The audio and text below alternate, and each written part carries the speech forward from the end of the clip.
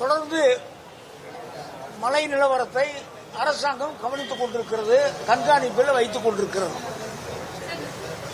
தொடர்ந்து கால்வாய் பகுதிகளெல்லாம் நிரம்பி வந்துட்டு இப்போவே இன்னைக்கு மழைக்கே நிறைய இடங்கள்ல அதிகமான மழைகள் தேங்கி இருக்கு. அடுத்து வரக்கூடிய மழை தேங்கும் பொழுது அதை அடுத்த தொடர்ந்து சரி பண்றதுக்கு வெளியில பாதிப்பு ஏற்படுத்தாத அளவுக்கு நடவடிக்கைகள் எந்த அளவுக்கு மேற்கொள்ளும்?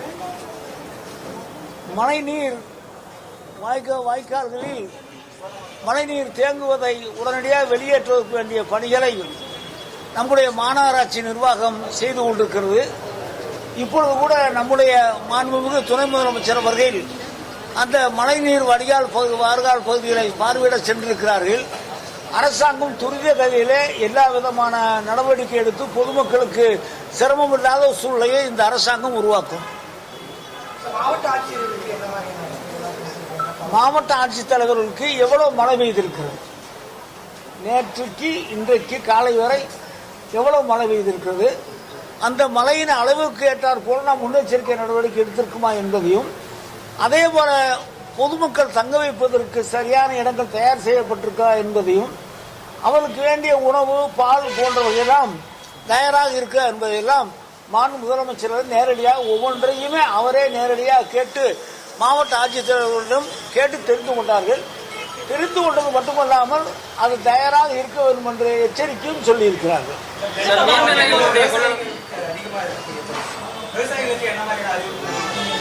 அறிவிப்புள்ள மழை பெய்து சேதம் வருகிற நேரத்தில் விவசாயத்துறை அதிகாரிகளோடு கலந்து அவர்கள் கணக்கெடுத்து கொடுக்கிற நேரத்தில் உரிய நஷ்ட ஈடை அரசாங்கம் வழங்கும்.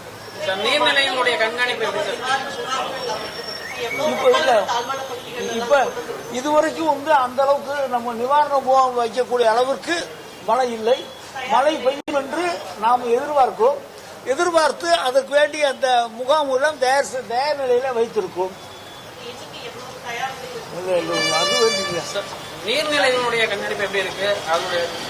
நீர்நிலைகளை நம்முடைய பொதுப்பணித்துறையிலிருந்து அவர் கண்காணிக்கிறார்கள்.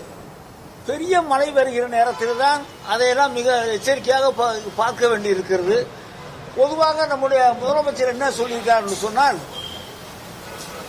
சென்னைக்கு குடிநீர் வருகிற அந்த அணைகளிலே தண்ணீர்கள் எல்லாம் நமக்கு இப்பொழுது தேவை இருக்கிறது. பாதி அளவுக்கு தான் நமக்கு இப்போது அணைகளில் தண்ணீர் இருக்கிறது. மழை பெய்து தண்ணீர் வருகிற நேரத்தில் அதை சேமிக்கவும் வைக்க வேண்டும். சேமித்த பிறகு அதிகமாக வருகிற நேரத்தில் கரையோர மக்களுக்கெல்லாம் சரியான முறையிலே எச்சரிக்கை செய்து தண்ணீரை திறந்துவிட வேண்டும் என்றும் சொல்லியிருக்கிறார்கள். எவ்வளவு தண்ணீர் உள்ளே வருகிறதோ, அளவுக்கு மீறி வருகிறதோ, அந்த அளவுக்கு தண்ணீரை திறந்து விட்டால் போதும் என்று சொல்லி முதலமைச்சர் எங்களுக்கு எச்சரிக்கையாக சொல்லி வைத்திருக்கிறார்கள். சரியான முறையில் நாங்கள் நிர்வாகம் செய்வோம். கட்டுப்பாட்டு அறைக்கு பொதுமக்கள் உதவி கேட்டு அவங்க என்ன உதவி கேட்கிறாங்களோ, கட்டுப்பாட்டு அறைக்கு தொலைபேசி வருகிற நேரத்தில் என்ன உதவி கேட்கிறார்களோ நாங்கள் அதை அந்த துறைக்கு தொலைபேசி மூலமாக சொல்லி, யார் தொலைபேசி மூலமாக எங்களோட தொடர்பு கொண்டார்களோ அவர்களுடைய தொலைபேசி நம்பரையும் கொடுத்து அவர்களோட தொடர்பு வைத்து அந்த பணியை நிறைவேற்றக்கூடிய சூழலை உருவாக்குகிறோம்.